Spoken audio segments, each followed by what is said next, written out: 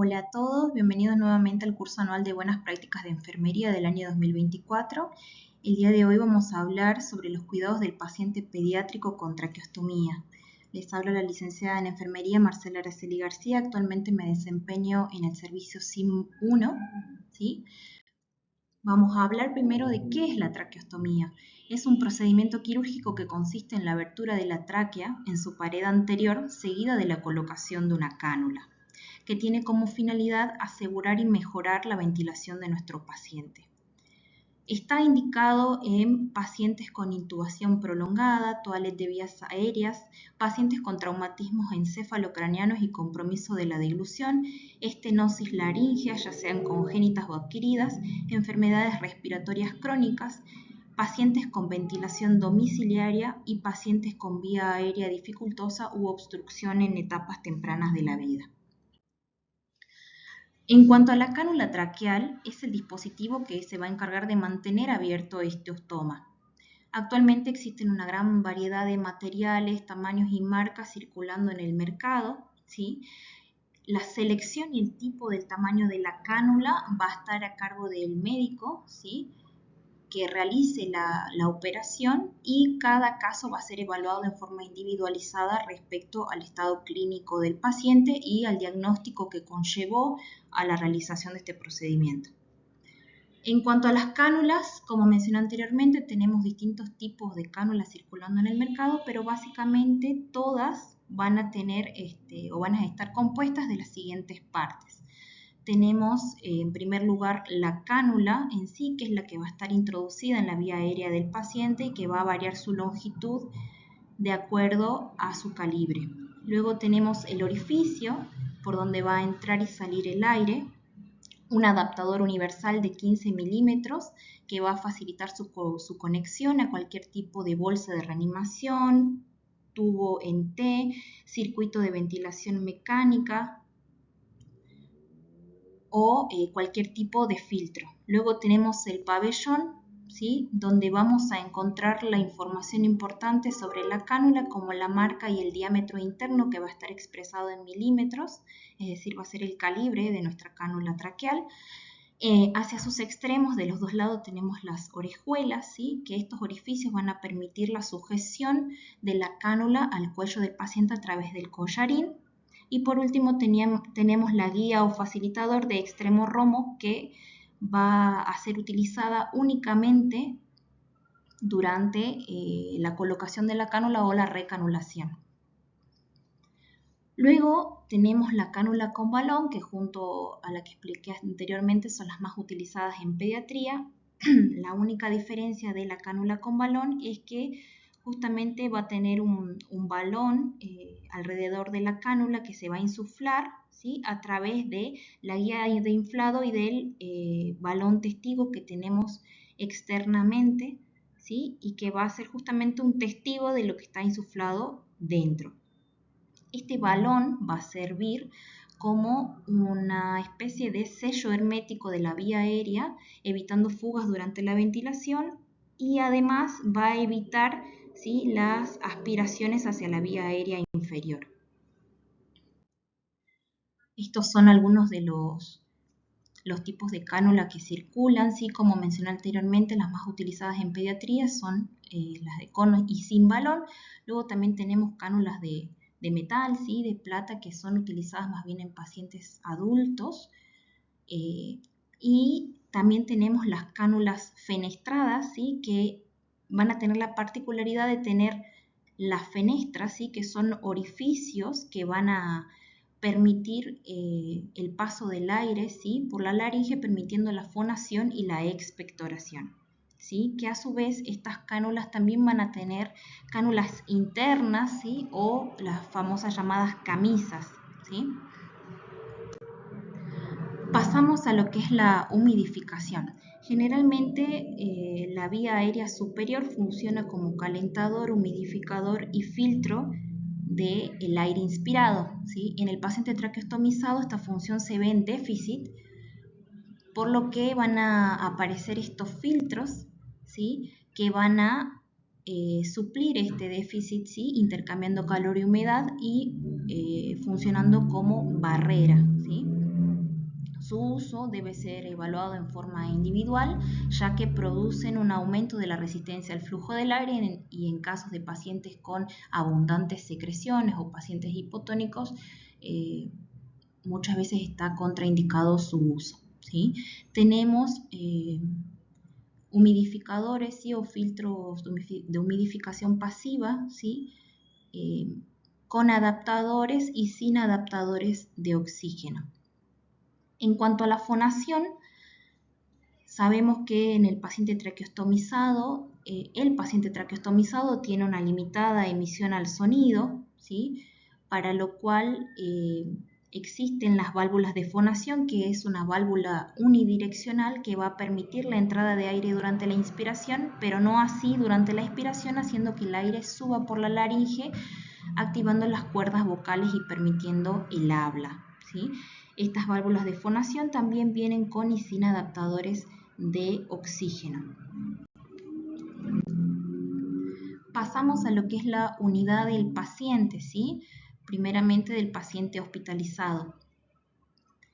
Van a ver y existen materiales que van a ser indispensables y que tienen que estar a la vista durante la atención de cualquier paciente con traqueostomía, ¿sí? Entre los que encontramos una cánula traqueal de reemplazo del mismo número de la que usa nuestro paciente, un tubo endotraqueal de un número menor al de la cánula, circuito de aspiración conectado y material de aspiración a la mano. En el caso del paciente hospitalizado, recordemos que tenemos aspiración centralizada, lo mismo que el oxígeno y el aire comprimido.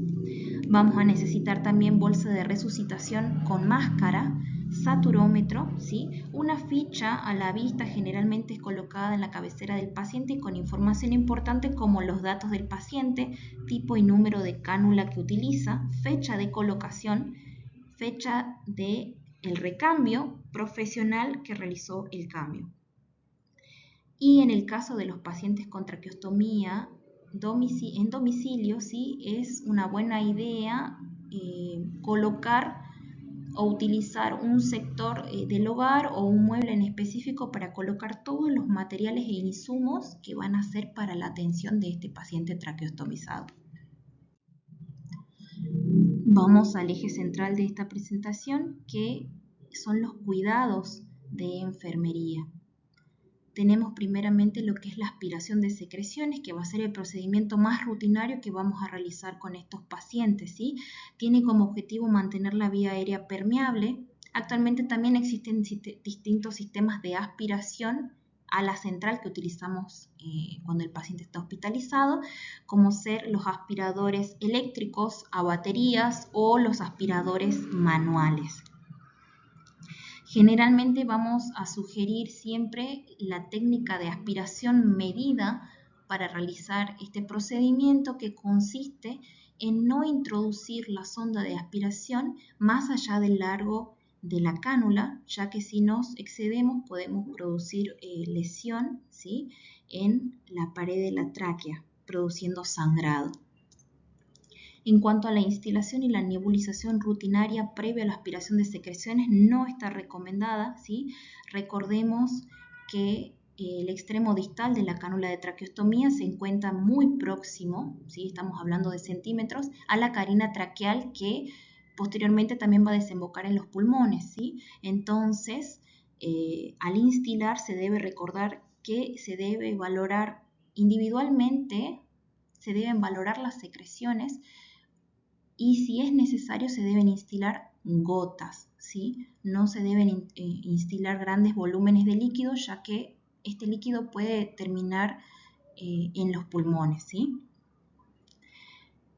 En cuanto a las técnicas de aspirado en sí, en el hospital, en cuanto al paciente hospitalizado, vamos a utilizar una técnica estéril con sonda y guantes estériles, mientras que en el domicilio vamos a utilizar una técnica limpia con sonda y manos limpias.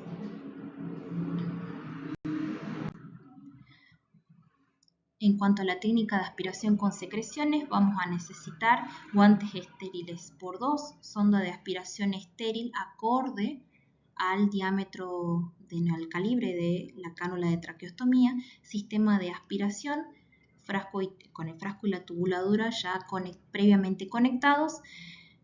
Bisturí opcional, caja de curación con tijera estéril también opcional y jeringa y solución fisiológica en caso de que sea necesario instilar, ¿sí? En cuanto al procedimiento, vamos a realizar lavado de manos antes y después de realizarlo. Vamos a informar al familiar. Vamos a proceder a posicionar al paciente en decúbito dorsal con hiperextensión del cuello. Vamos a proceder a preparar nuestro campo estéril, ¿sí? Abrimos el paquete de guantes, abrimos la sonda, ¿sí? Estéril y acá tenemos 3 formas de realizar el corte de la sonda nasogástrica. Puede ser con la mano, que particularmente me parece la opción más eficiente, más rápida y más económica para poder racionalizar también los recursos, pero también podemos cortar la sonda con bisturí o con tijera, ¿sí? De una longitud también acorde al largo de la cánula, ¿sí? Vamos a introducir, ¿sí?, la sonda sin sobrepasar la longitud de la cánula. Y vamos a retirar recién la sonda aspirando con movimientos rotatorios, ¿sí? Es importante acá también aclarar que se debe siempre contar con un ayudante que en este caso pueda ayudar a sostener al niño, ¿sí? O pueda suplir cualquier tipo de emergencia que pueda surgir. Estamos hablando siempre en caso de niños, ya generalmente cuando hablamos de niños más grandes ya suelen colaborar con los procedimientos. Pasamos ahora a la técnica de curación y cambio de fijación de traqueostomía, que consiste en la asepsia de la región periostomal y tiene como objetivo prevenir y controlar las infecciones. Se va a realizar una vez al día y o cuando se considere necesario en caso de que, por ejemplo, observemos el poncho sucio, humedecido, mojado o con presencia de secreciones. Es importante no utilizar soluciones alcohólicas, ¿sí? Y van a aplicarse cremas utópicos, pero según indicación médica, ¿sí? Tenemos, como se puede observar, distintos materiales, ¿sí?, para poder realizar las fijaciones, ¿sí? Un dato importante a aclarar es que se observe que en el collarín los extremos sean en punta para su fácil inserción en las orejuelas de la cánula, ¿sí? En cuanto a la técnica, sí vamos a necesitar un operador y un asistente, ¿sí? En cuanto a materiales, vamos a necesitar guantes de examinación, gasas estériles, solución estéril, ya sea agua destilada o solución fisiológica, el collarín y el poncho de gasa, ¿sí? Vamos a realizar un lavado de manos antes y después de realizar el procedimiento. Posicionamos al paciente también en decúbito dorsal con hiperextensión del cuello y un realce bajo los hombros. Realizamos la colocación de los guantes, ¿sí? En este punto se puede o que el asistente se encargue únicamente de sostener o de sujetar al paciente en caso de niños que no colaboran y tienen mucho movimiento, o en este caso, si no, el asistente y el operador va a realizar todo lo que es el cambio de fijación y la curación del ostoma, o el asistente se puede encargar de desajustar y retirar toda la fijación, mientras con la otra mano sostiene la cánula. Es importante, más cuando ya quitamos todo tipo de sujeción de la cánula, siempre mantenerla sostenida, no soltarla, porque recordemos que corremos gran riesgo de una decanulación no intencional. El operador se va a encargar de realizar la curación del ostoma deslizando la gasa estéril previamente humedecida con la solución elegida, ya sea agua destilada o solución fisiológica. Acá también quiero recalcar que generalmente de los días desde el primer día de realizado el procedimiento hasta el día 5 o 7 se va a realizar la curación con Pervinox debido a que todavía están presentes los puntos de la cirugía. Pasado este periodo ya se realiza la curación con solución estéril. Aprovechamos este momento en que no tenemos la fijación colocada y valoramos el ostoma, ¿sí? En este momento, si está indicado, se va a proceder a colocar tópicos o cremas según indicación médica y procedemos a colocar el poncho alrededor de la cánula y posteriormente a fijar la cánula con el collarín. Acá es importante cuando terminamos de fijar el collarín, al momento de realizar los nudos, que sean nudos ciegos y no moños, ¿sí? Más teniendo en cuenta de que los niños suelen tocarse, ¿sí? La cánula, y si realizamos moños que pueden ser fáciles de soltar, corremos riesgo también de una decanulación no intencional.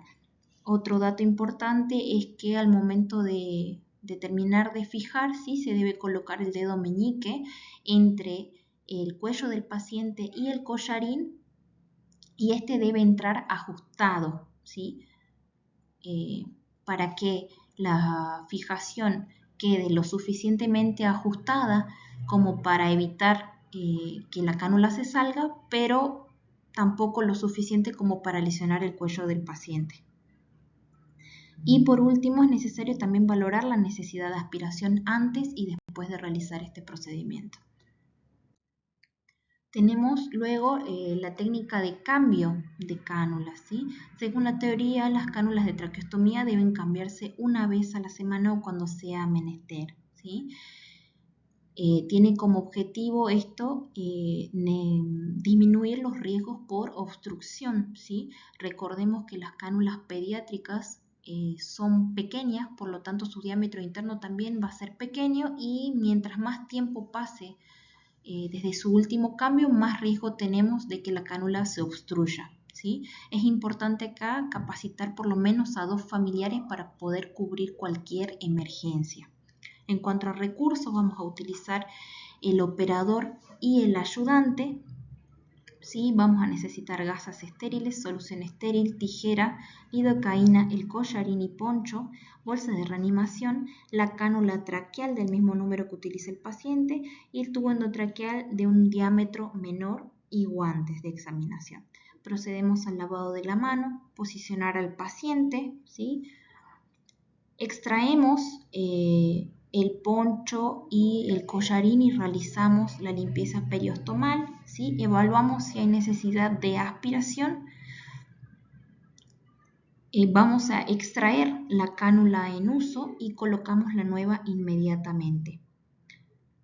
Luego de colocada la nueva cánula, se procede a colocar nuevamente el poncho y collarín y reforzar las ataduras con nudo, dejando un dedo de tensión como expliqué anteriormente.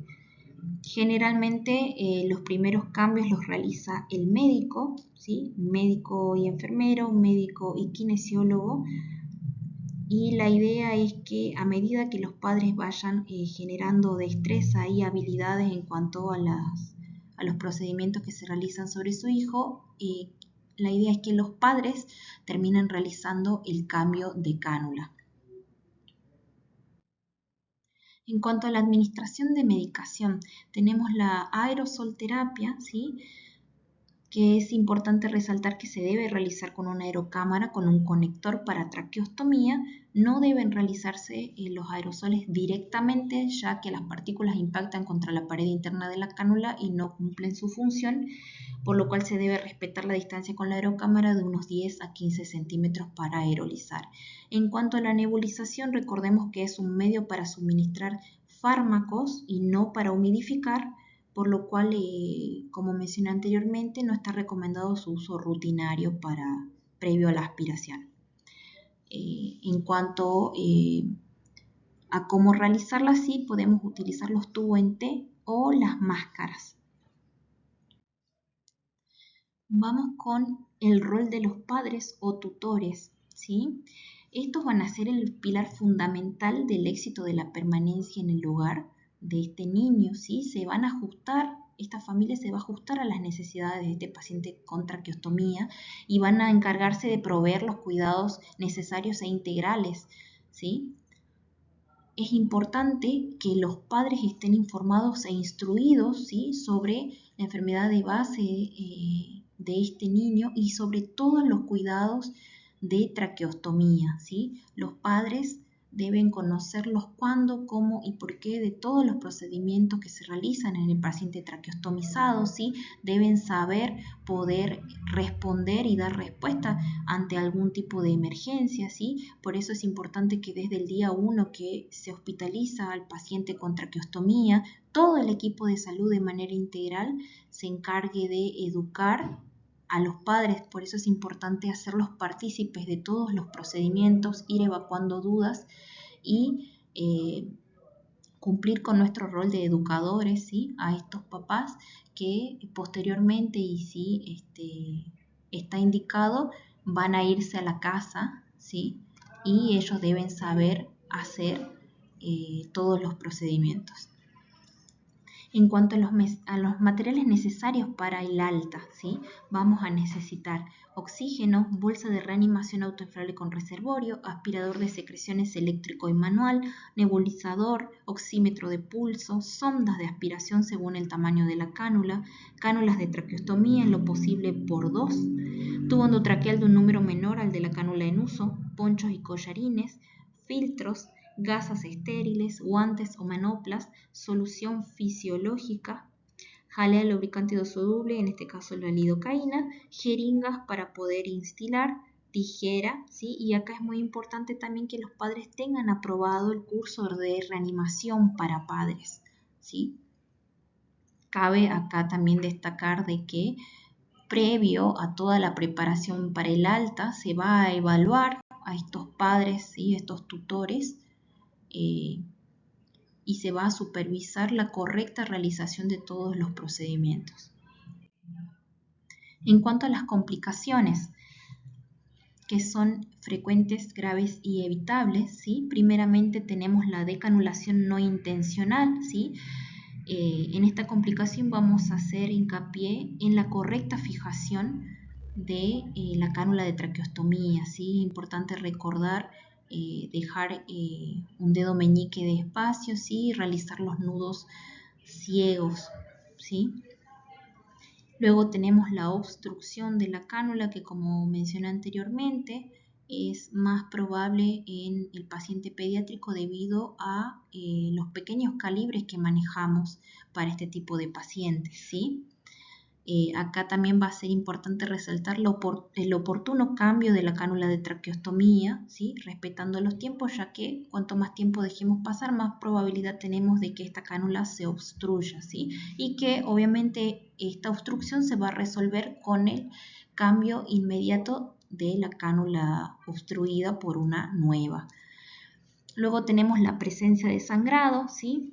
Que muy frecuentemente se debe a una mala técnica de aspiración, ¿sí? En la cual nos sobrepasamos de largo de la cánula y terminamos lesionando, ¿sí? la pared traqueal provocando sangrado, ¿sí? Y en los peores de los casos, hemorragias. Tenemos luego los granulomas, ¿sí? Los granulomas son la complicación tardía más frecuente en los pacientes con traqueostomía, ¿sí? Pueden ser tanto externos como internos. Lo importante de los granulomas es que son friables y pueden sangrar y que siempre se van a ubicar en cualquier tipo de lugar que se encuentre en constante roce con la cánula de traqueostomía, ¿sí? Si estos granulomas son lisos y que por lo general son los externos que no sangran, suelen ser benignos, no nos van a provocar ninguna complicación extra, ¿sí? Pero ya si estos granulomas ocluyen, ¿sí? Obstruyen la vía aérea, ¿sí? O se encuentran en constante roce provocando sangrado en el extremo distal de la cánula, ¿sí? Se debe consultar al especialista para su exéresis. Luego tenemos las infecciones, ¿sí? Recordemos de que la traqueostomía es un acceso directo a la vía aérea del paciente, por lo cual vamos a estar siempre más propensos a contraer infecciones. Así que acá voy a hacer hincapié en el constante lavado de manos, ¿sí? Siempre previo a la manipulación de la cánula de traqueostomía, ¿sí? Tanto por parte del personal de salud como de los cuidadores, ¿sí? Se debe hacer mucho hincapié en este tema con los tutores, ¿sí? Para prevenir infecciones que pueden ser tanto externas también a nivel de la piel periostomal, o también vamos a verla en las secreciones, ¿sí? Recordemos que las secreciones del paciente con traqueostomía deben ser fluidas, incoloras e inoloras, ¿sí? Si ya nosotros observamos secreciones que ya son muy filantes, son muy espesas, con algún tipo de olor en particular o color llamativo, ¿sí? Se debe proceder a su cultivo con el famoso cultivo de secreciones mini bronquialveolares, el famoso minival, ¿sí? Para su posterior cultivo. Y por último, tenemos la dificultad en la recanulación, ¿sí? Que generalmente esto se produce en pacientes que tienen una realización de traqueostomía reciente, en la cual el ostoma suele cerrarse con facilidad,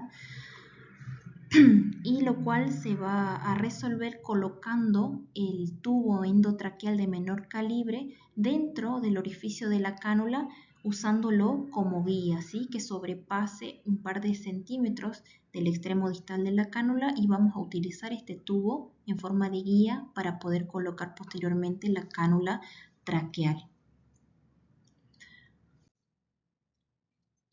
Lo último de lo que me gustaría hablar sería el manejo de la vía aérea en la emergencia en el paciente traqueostomizado, ¿sí? Ante una descompensación súbita, ¿sí? De nuestro paciente, como una hipoxemia grave o apnea o descenso súbito de la frecuencia cardíaca, ¿sí? En este tipo de pacientes vamos a verificar primeramente una desconexión en el circuito si el paciente está con un respirador, con un CPAP o en este caso con una cánula de oxígeno, ¿sí? Verificamos su correcta conexión.